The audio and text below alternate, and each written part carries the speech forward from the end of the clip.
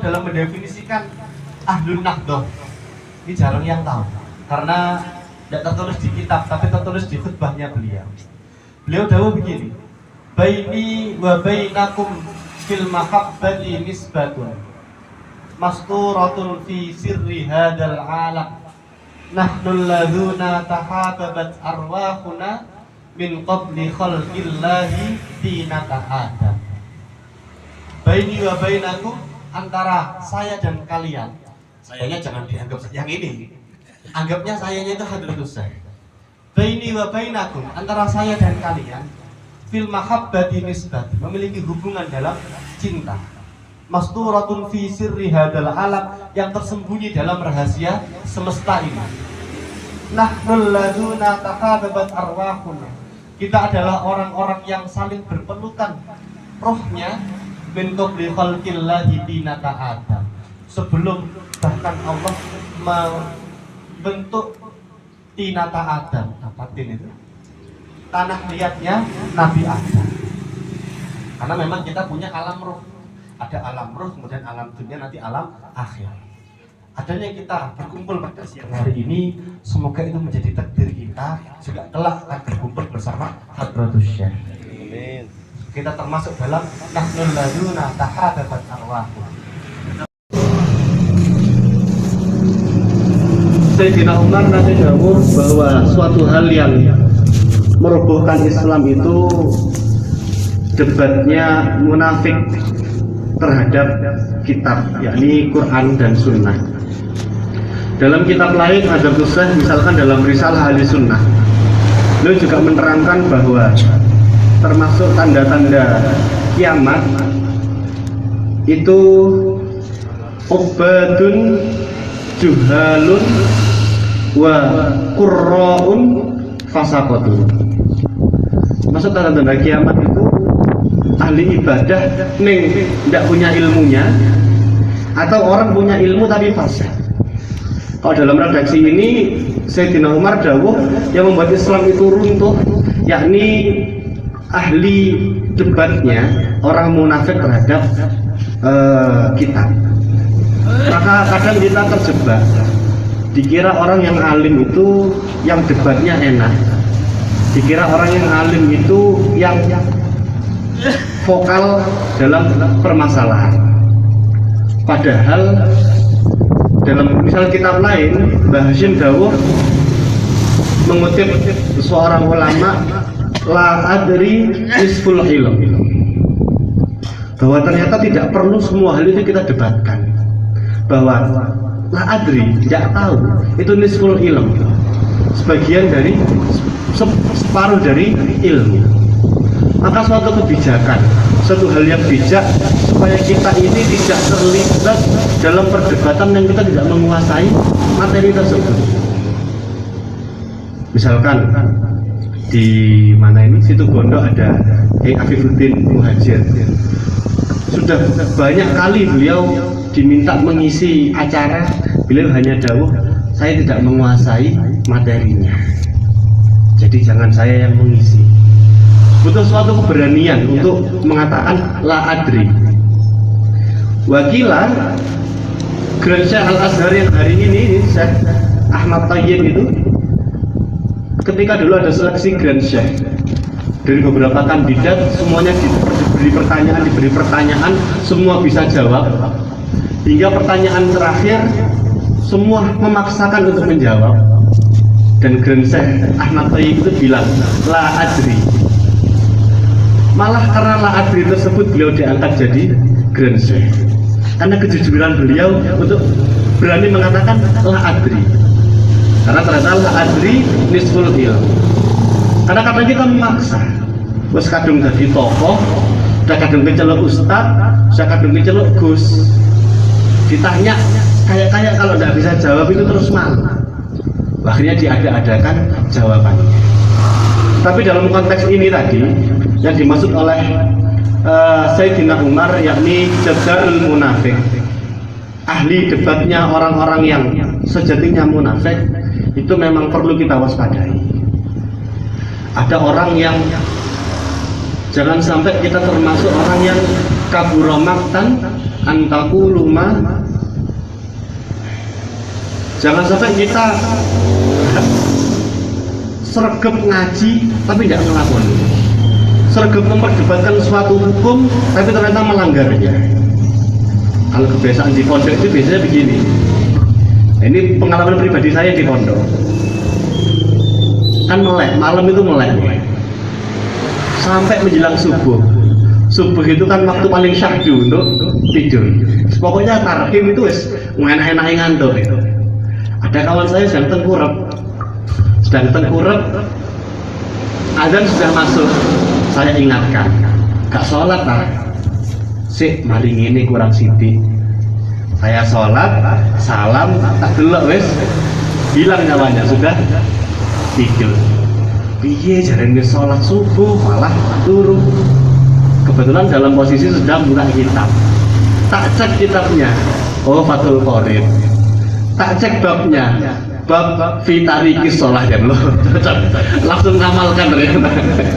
Langsung baca kitab, langsung ngamalkan.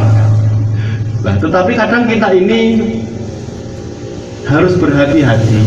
Jangan memposisikan diri kita sebagai orang yang membahas hukum tetapi tidak melakukannya. Walaupun munafik itu lebih dalam sebenarnya ya. Bukan, kalau hanya sebatas itu, bagi saya itu cocoknya masuk ke dalam fasik. Fasik itu kan tahu hukumnya tetapi melaksanakan sebaliknya, itu kan fasik. Qurra'un fasaqatun. Tetapi yang munafik di sini lebih dalam lagi,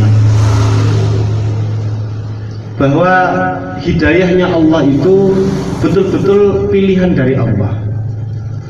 Ulama kita itu punya saingan, yakni mustasyrikin, orientalis. Orientalis itu hafal Quran, hafal kitab-kitab induk hadis, tapi mereka menghafal kitab ini bukan untuk apa-apa, tapi untuk merubuhkan Islam dari dalam. Termasuk kalau jenengan pernah membahas hadis tentang Sayyidah Aisyah yang dinikah Nabi umur 6 tahun, kemudian berkumpul dengan Nabi umur 9 tahun. Akan ada tuduhan dari orientalis seperti ini. Itu rawinya ya Allah, saya lupa rawinya. Hadis ini hanya muncul dari satu rawi. Barulah ketika orientalis mengkaji, muncul bahasa seperti ini. Rawi ini adalah alat politiknya dinasti Umayyah. Karena dinasti Umayyah itu ingin mensukseskan nikah dini, sehingga saat itu Sayyidah Aisyah digambarkan sebagai seorang yang umur 6 tahun dinikah oleh Nabi. Saya tanya ke dosen saya yang beliau memang doktoral bidang hadis. Ternyata memang campur tangan orientalis dalam kajian-kajian Islam itu sangat besar. Kalau jenengan pernah dengar Nabi itu, mohon maaf ya, hypersex, Nabi itu begini, itu pasti kajian yang muncul dari orientalis.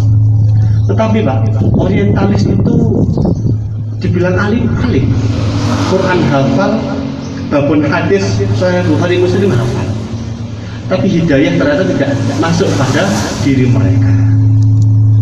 Jangan kita ini kan hafalnya Yasin, tapi kan pede sekali jadi hambanya Allah. Tapi itu yang diperlukan, karena ternyata hidayah itu adalah sebuah pilihan. Tidak mesti yang hafal Quran itu terus dapat hidayah.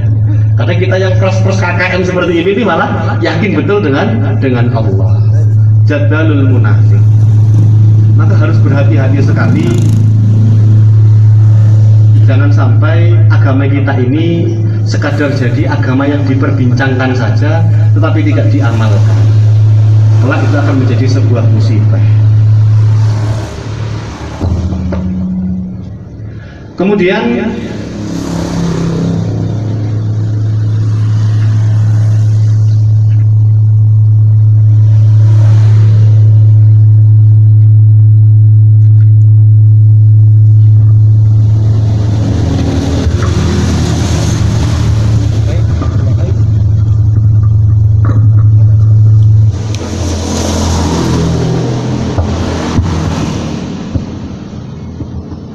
Kemudian kita lanjutkan. Bismillahirrahmanirrahim. Wa antum utawi sira kabeh Wa antum utawi sira kabeh iku al udulu pira-pira kang adil. Alladzina rupane wong akeh yunfuna kang ngilangake sapa alladzina imtihalal mubtilina ing kepalsuane ahli batil wa takwilal jahilina lan takwilane pira-pira wong kang jahil wa tahrifal ghalibina lan olehe ngowahi wong kang kebablasan bi hujjati rabbil alamin kelawan hujjahe Allah kang mengerani alam kabeh allati kang ja'alaha kang dadekake sapa Allah ha ing hujjah ala lisani man ing atase lisane wong sa'a kang ngersakake sapa Allah ing man min khalqihi kang tetep saking makhluke Allah. Wa antum utawi sira kabeh iku ifatu pantan atau kelompok allati kang fi qaulihi kang tetep ing dalem dawuhe Nabi Muhammad sallallahu alaihi wasallam rupane dawuh la tazalu ora gingsir-gingsir sapa ifatun kelompok min ummati saking umat ingsun iku alal haqqi netepi ing atase kebenaran zahirina hale menang wala la yadurruhum ora bahayani hum ing taifah sapa man wong nawa kang musuhi sapa man hum ing taifah hatta ya'ti sehingga teka apa amrullahi putusane Allah. Maka dilanjutkan oleh Hadratus Syekh.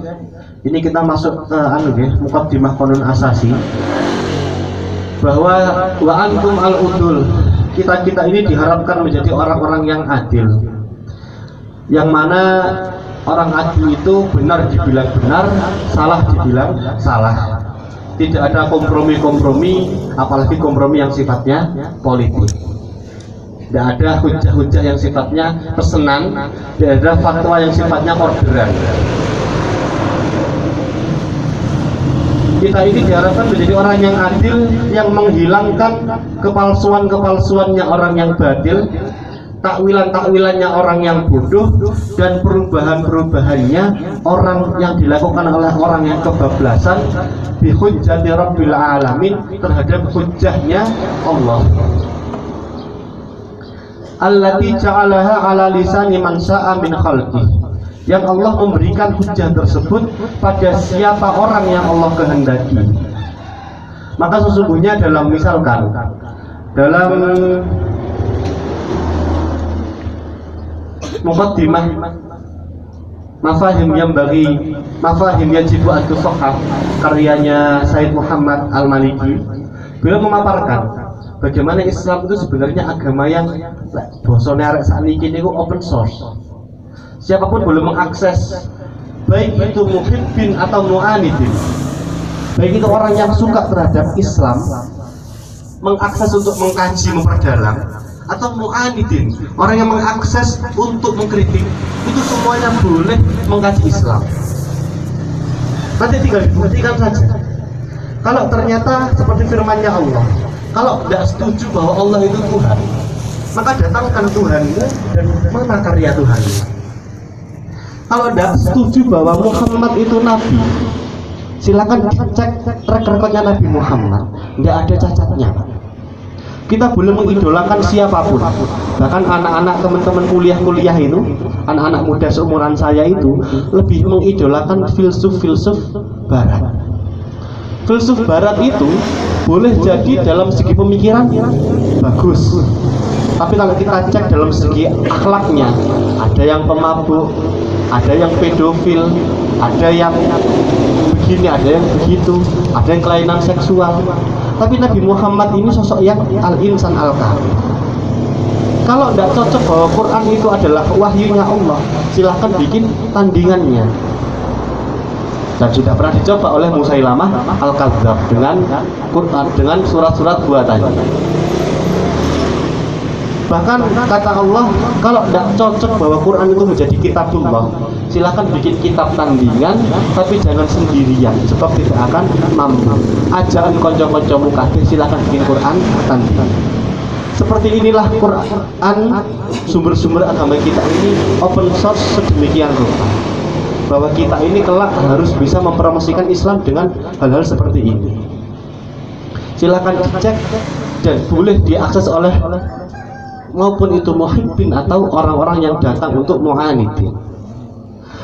Kemudian Bahasim juga dawuh wa antum at-taifatul lati fi qoulihi sallallahu alaihi wasallam la tazalu taifatun min ummati 'alal haqqi zahirin la yadurruhum man nawa'ahum hatta ya'tiya amrullah. Bahwa Bahasim berharap kita ini menjadi kelompok yang senantiasa membela atas kebenaran dan tidak terpengaruh oleh orang-orang yang ternyata tidak suka dengan kita. Kembali ke yang atas dulu, ada lupa tadi saya menyampaikan bi hujjati rabbil alamin. Saya pernah satu kesempatan ngaji dengan Gus Bahar. Kami ngaji tafsirnya Syekh Nawawi Banten, Maroh Labid itu.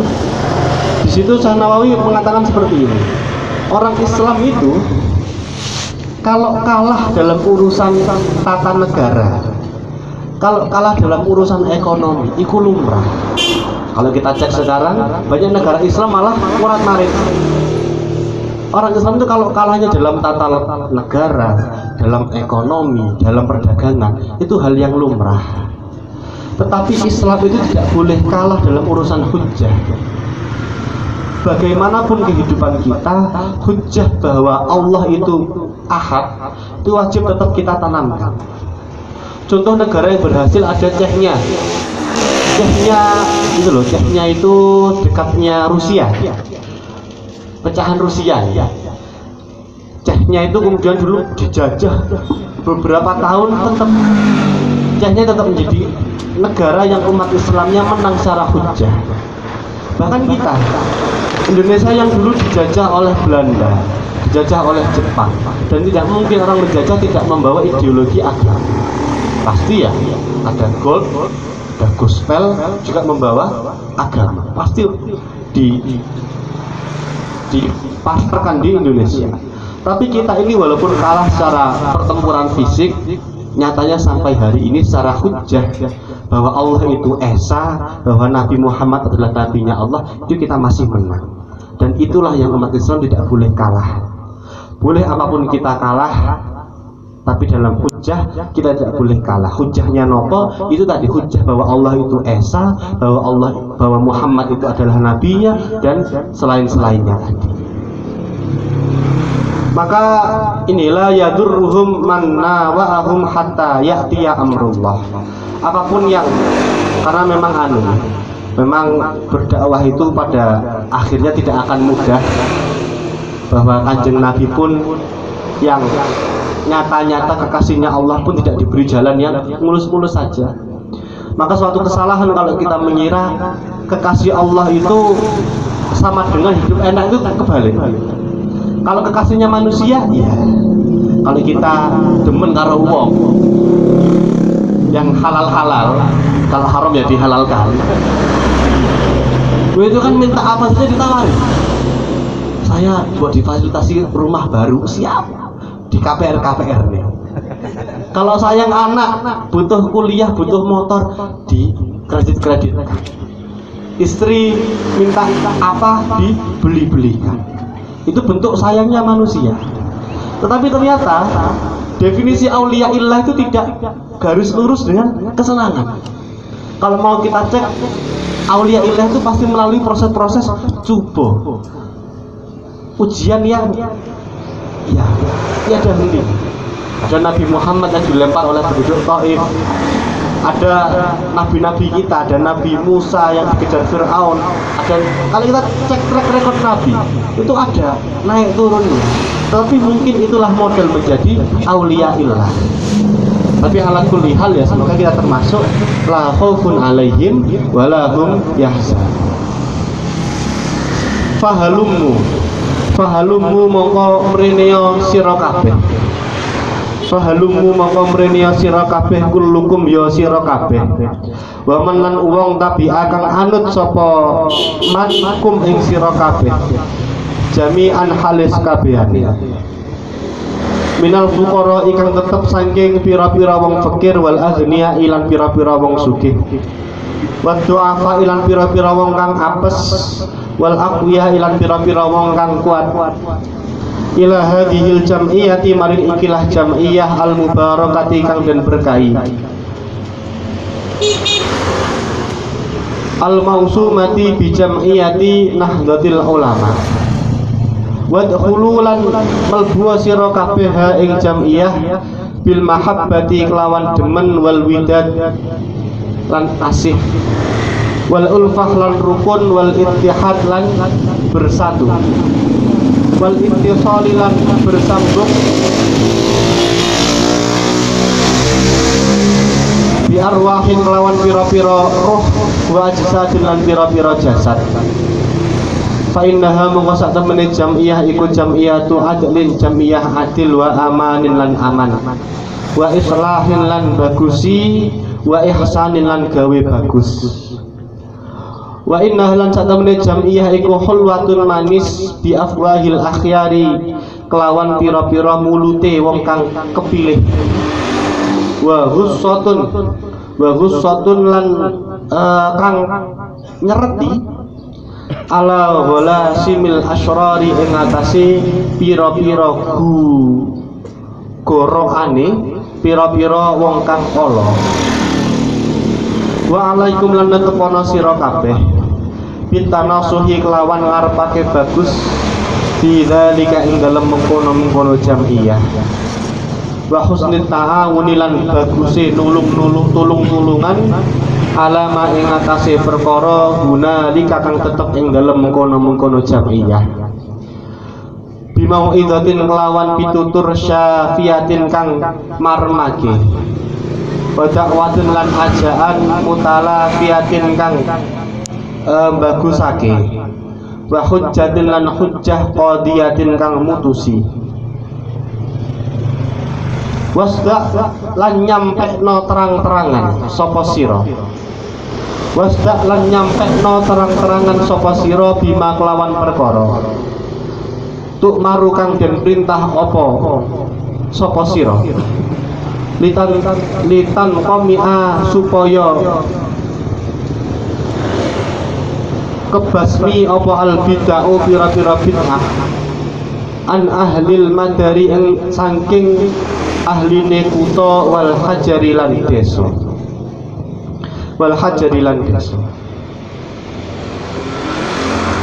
Oleh karena itu Mbah Hasyim dawuh, maka kemarilah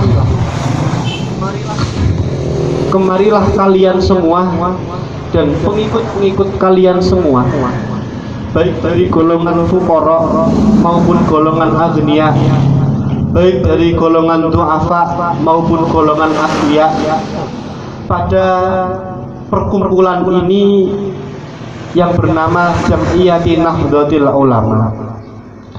Kata nahdah niku para bapak, para ibu, nahdah itu masdar. Tapi masdarnya itu maksudnya masdar marroh. Biasanya ada kalau jalasa ya jenisu jalsan. Tapi ada jalsatan, jalsah ula, masdarnya masdar marroh. Nah, masdar marroh itu tipikalnya sekali bangkit ya bangkit terus. Jamiyahnya yang bangkit. Sekali bangkit terus. Masdar marroh. Masuklah dengan rasa cinta dan kasih sayang, dengan rukun dan persatuan, dengan sambung bi arwahin wa ajsad, baik secara roh maupun secara jasad. Oleh karena itu saya hadirkan suatu syair. Jadi Mbah Hasyim itu selain ulama, itu juga seorang sastrawan. Mbah Hasyim itu seneng nganggit syair. Termasuk syair beliau dalam mendefinisikan ahlun nahdoh. Ini jarang yang tahu, karena Tidak tertulis di kitab, tapi tertulis di khutbahnya beliau. Beliau dawuh begini, baini wa bainakum fil mahabbati nisbatun masturatun fi sirri hadal alam nahnu alladzuna tahababat arwahuna min qabli khalqillahi tinata adam. Baini wa bainakum, antara saya dan kalian. Sayanya jangan dianggap yang ini, anggapnya sayanya itu hadratus syekh. Baini wa bainakum, antara saya dan kalian fil mahabbati nisbat, memiliki hubungan dalam cinta. Masturatun fi sirri hadal alam, yang tersembunyi dalam rahasia semesta ini. Nahnul ladzuna tahababat arwahuna, kita adalah orang-orang yang saling berpelukan rohnya min qabli khalqillahi tinata adam, sebelum bahkan Allah membentuk tinata adam. Apa tin itu? Tanah liatnya Nabi Adam. Karena memang kita punya alam roh, ada alam roh, kemudian alam dunia, nanti alam akhir. Adanya kita berkumpul hari ini, semoga itu menjadi takdir kita juga kelak akan berkumpul bersama hadratus syekh. Kita termasuk dalam nahnul ladzuna tahababat arwahuna. Bagiannya kita, meskipun secara jasad tidak bisa, meskipun secara jasad tidak bisa memeluk hadratus syekh, tapi beliau dawuh kita adalah orang yang saling berpelukan secara ruh. Karena kalau secara jasad memang kita tidak menangi.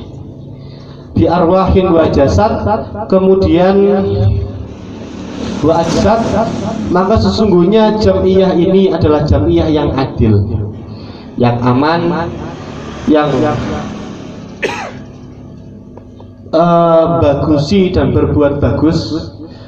Dan jamiyah ini tentunya manis di mulut orang-orang yang terpilih dan pahit di tenggorokan orang-orang yang buruk. Waalaikum bitanasuh, kita harus senantiasa memberikan nasihat dan juga saling menolong ila akhirih. Maka para bapak, para ibu, semalam baru kita melaksanakan konfirmasi. Akhirnya Kiai Kikin terpilih menjadi Ketua PWNU Jawa Timur. Memang anaknya hadratus syekh ya dua ini, selain NU, anaknya hadratus syekh adalah Pondok Tebu Ireng. Alhamdulillah hari ini baik NU, baik Tebu Ireng, semuanya ada di Gus Kikin. Maka nambah giroh kita bahwa ngabdi itu boleh dimanapun, tapi jangan keluar dari lingkaran-lingkaran ini. Kalau dawuhnya Gus Fahmi, ya ngabdi itu ya harus siap jadi apa-apa dan siap tidak jadi apa. Diberi amanah ya siap, tidak diberi pun lantas tidak pergi, tetap mendukung sebisa mungkin. Karena Gus Fahmi itu orangnya entengan. Jadi pengurus ya alhamdulillah, kata jadi pengurus ya tambah beneran terus ya kata. Sehingga tidak ada beban dan tidak ada ambisi tertentu untuk menjabat suatu pengurus, tapi ketika diberi amanah yaitu yang dilakukan dengan sungguh-sungguh. Dan memang NU ini kayak masuk agendanya PCNU ini, ngaji mukadimah ini kan Willy. Memang kita itu kuat sekali di grassroots. Di sini Mbah Hasyim dawuh baik itu fuqara maupun ahliyah. Kalau kita cek siakul kalamnya, yang didahulukan adalah fuqara, wa du'afa wal aqwiyah. Baik itu dari golongan yang dhaif maupun yang qawi. Oleh karena itu logo kita itu logo bumi, sedangkan sebelah kita itu matahari. Karena memang karakter kita ini lebih membumi dan lebih ada di grassroots di masyarakat.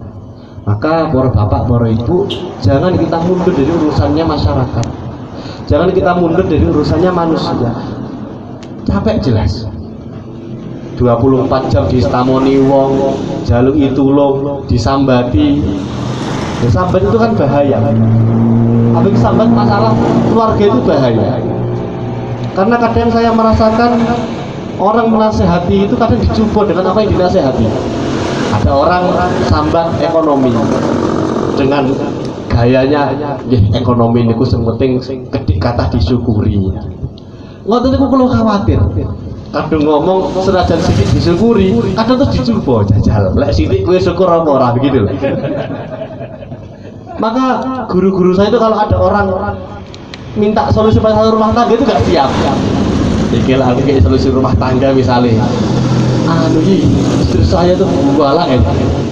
Ngamuan terus kok dia ngomong, "Nggih, bojo ngamuan niku guys, disyukuri mawon." Gak suwe bojone dhewe ngamuan, Pak. Terus kok ngamuan ya? Ya Allah, wingi mari nuturi wong lek bojone ngamuan sabar. Kadang enggak jauh seperti itu. Kita beri nasihat apa, enggak lama kemudian kita sama Gusti Allah. Kok udah ngomong tok, kok udah nasihat kita ternyata tidak bisa melakukan. Dan itu makanya saya cukup berhati-hati kalau ada datang masalah keluarga yang lain saja. Saya tidak siap untuk kalau bojone ngamuan ya sabar. Enggak suwi biasanya, Pak. Kok ngamuan ada iki kok. Sehingga tidak ada track record kiai-kiai kita itu semuanya pasti maju kalau itu urusan masyarakat. Kita lanjutkan. Bismillahirrahmanirrahim. Qala dawuh sapa Rasulullah sallallahu alaihi wasallam, idza dhahara ing dalem nalikane pertelo, idza dhahara ing dalem nalikane pertelo jelas apa alfitanu pira-pira fitnah wal bid'ah ulan pira-pira bid'ah wasubbalan dan pisui sapa ashabi pira-pira sahabat ingsun falyadhar mongko falyadhir mongko becik nyetokno sapa sira sapa al-alimu alim ilmahu ing ilmune alim.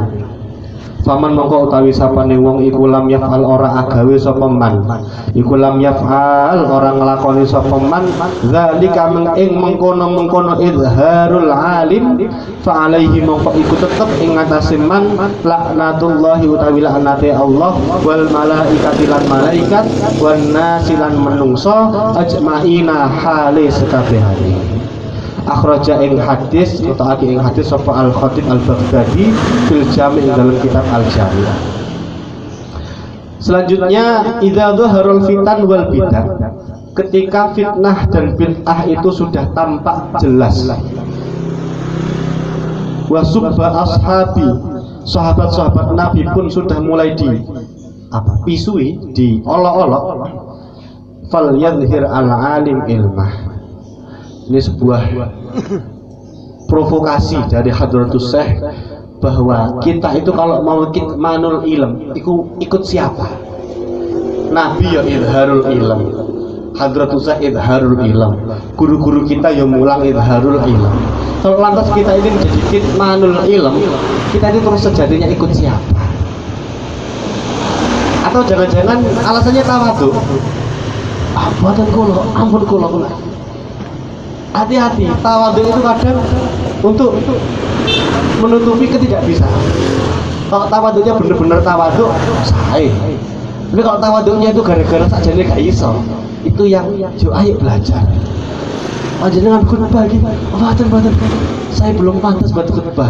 Padahal lupa rukunnya khutbah itu apa. Itu yang bahaya. Kalau tawadhunya betul-betul tawadhu, bagus sekali. Tapi kalau tawadhu kita jangan-jangan karena kita merasa tidak bisa, ya berarti waktunya kita mondok lagi, belajar lagi. Jangan sampai tawadhu tidak bisa berkedok tawadhu, eman-eman. Sayang masyarakat sudah kadang memberi harapan, ternyata bertepuk sebelah tangan. Saya ingin membahas sedikit tentang bid'ah. Bid'ah itu nanti dijelaskan panjangnya itu di risalah. Saya memang ngapunten kadang misinya risalah. Tadi sebelum ini risalah. Saya di Surabaya juga risalah. Saya memang kalau Gus Hamid Tidjan saya memang biasanya risalah. Jadi coba saya kaitkan dengan risalah Ahlussunnah. Nah, bid'ah itu memang bid'ah. Pira-pira bid'ah dan kita ini sering tertuduh, Pak. Sering tertuduh menjadi pelaku bid'ah. Padahal bid'ah itu nanti juga dijelentrehkan lagi secara jelas di risalah Ahlussunnah. Yang pasti pokok khilaf itu ada yang mengakui bid'ah hasanah dan bid'ah dhalalah. Imam Syafi'i itu mengakui adanya bid'ah hasanah, dan bahkan kata Sayyidina Umar, bid'ah terbaik itu ya tarawih 20 rakaat. Kalau bid'ah itu terlalu ekstrim, dalam bahasa Inggris enggak medeni sebutan. Dalam bahasa Inggris sebutannya itu innovation. Bid'ah itu inovasi. Adanya menara masjid, adanya adanya tarawih, adanya yang lain-lain itu adalah sebuah inovasi. Memang ada yang baik, ada yang tidak baik. Tapi kita harus mampu menjelaskan ke masyarakat bahwa kita tidak pernah merubah usulul din. Yang kita rubah hanyalah cara menyampaikan agama tersebut. Ada yang melalui tahlilan, ada yang melalui pengajian dan yang lain-lain. Yang kedua terkait subbu ashabin Nabi, terkait nyacat sahabatnya Nabi, maka pasti kita menyinggung tentang Syiah. Termasuk kita ketika tarawih itu kan kita pakai bilang nih, sallu sunatat tarawih raka'ataini asabakumullah. Itu ada sejarahnya bahwa dulu di Indonesia ini pernah ada kemasukan Rafidah. Rafidah itu bukan sekte Syiah. Rafidah itu sifat yang melekat pada Syiah. Ada seorang tokoh Syiah juga punya pengaruh di masyarakat. Tokoh ini punya 2 anjing peliharaan, dan parahnya satu diberi nama Abu Bakar, satunya diberi nama Umar. Ya betul. Setiap hari anjing dilempar batu. Abu Bakar, Umar. Sehingga para raja-raja Mataram zaman dulu, supaya umat itu tidak mengikuti kebiasaan orang ini, maka ketika taraweh dipeksa. Sallu sunat al khalifatul tsani Sayyidina Umar bin Khattab Bukan radhiyallahu anhu zaman dulu, tapi atardu anhu. Ono to kowe ridho, apakah kamu ridho? Jamaah menjawab, ardu an, ya kami ridho. Dengan cara seperti ini Syiah itu mikir-mikir sendiri. Nah masa dipaksa jawab ardu an hendak mau. Akhirnya jadi jelas pembedanya. Oh ini Syiah, ini bukan. Yang kedua, Syiah itu memang identik dengan sebuah ashabin Nabi. Bahkan Syiah itu Pak, hadisnya pun berbeda. Kalau kita kan pakai kutubus sittah, kutubus tis'ah. Syiah itu hadis pun berbeda. Syiah punya hadis, kitab hadis sendiri ada 4. Al-Kafi, Man la yahdurul faqih, Al-Istibsar, atau satu lagi saya lupa. Beda. Karena apa? Karena Syiah itu memilih-milih. Kok hadisnya dari Muawiyah tidak mau? Maunya hadis dia dari, misalkan dari Salman Al-Farisi, hadis misalkan dari Al-Ghifari itu mau. Tapi kalau dari sahabat, karena menurut Syiah laisa kullu sahabi udul, tidak semua sahabat itu udul, dipilih-pilih lagi. Jangan kita ini kullu sahabat udul. Sehingga kalau kita baca kitab hadisnya Syiah, Masya Allah, misalkan fadilah nikah mut'ah, Masya Allah, banyak kasus ada perempuan bercadar terkena penyakit kelamin. Dokternya heran, ini perempuan bercadar kok kena penyakit kelamin. Ditanya, ibu ini gimana kok bisa kena penyakit kelamin? Iya dok, saya sering nikah kontra. Ketika ada masyayikh Syiah datang ke Indonesia, ditawarkan, Syekh ini istri saya, silakan dikawin kontra. Pada kontra saja kena penyakit. Nah kalau lihat fadilah nikah mut'ah di kitab hadisnya Syiah, saya khawatir jenengan pengen semuanya ini. Setiap mandi junub karena nikah mut'ah, tetesannya akan menjadi malaikat yang mendoakan Muaz. Jenengan malah jangan dibaca, bahaya nih. Lah, sehingga itu tadi Syiah itu yang menjadi problem, yakni Syiah yang subuh ashabin Nabi. Dan Syiah nanti sektenya banyak Pak. Ada sekte Zaidiyah, sekte Ismailiyah, tapi yang paling besar ya Syiah Ithna Asyariyah. Ada Syiah Zaidiyah. itu berkembangnya di daerah Yaman. Syiah Zaidiyah ini agak berkompromi karena intinya Syiah Zaidiyah itu mau mengakui 4 khalifah khulafaur rasyidin. Sedangkan yang lain tidak mau mengakui. Yang lain mengatakan bahwa 3 khalifah di atas Sayyidina Ali itu mencuri kekhalifahan dari Sayyidina Ali. Sedangkan Syiah Zaidiyah itu masih mau menerima khulafaur rasyidin. Salah seorang ulama Syiah Zaidiyah itu misalkan ada Asy-Syaukani. Yang Asy-Syaukani itu tokoh Syiah Zaidiyah, tapi oleh ulama Ahlus Sunnah masih diterima karena mau mengakui khulafaur rasyidin tentang suku ashabin Nabi. Jadi jangan sampai kita termasuk orang-orang yang mencela ashabun Nabi. Kita lanjutkan. Bismillahirrahmanirrahim. Wa qala lan dawu sapa Allah taala, wa ta'awanu lan padha tulung-tulungan sira kabeh alal birri ing atase kebagusan wa taqwa lan takwa. Al-Maidah ayat 2. Nggih, dados mungkin mekaten, mungkin selanjutnya ada yang ingin ditanyakan, monggo. Biasanya ditanyakan. Mungkin kalau biasanya ada, monggo barangkali ada pertanyaan terkait materi atau hal-hal lainnya, monggo dalam persilahkan. Bismillahirrahmanirrahim. Assalamualaikum warahmatullahi wabarakatuh. Waalaikumsalam. Alhamdulillah.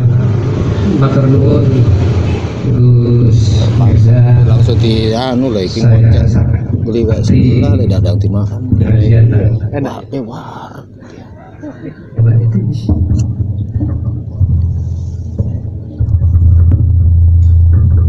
Bismillahirrahmanirrahim. Pertama kami sampaikan terima kasih banyak Gus Mirza. Pengajiannya kami sangat memahami tadi, sangat nikmat mendengarkan, dan mungkin pil-dalilnya kami nyatakan lolos 100%. Matur nuwun, ini ada semacam kegundahan di diri saya.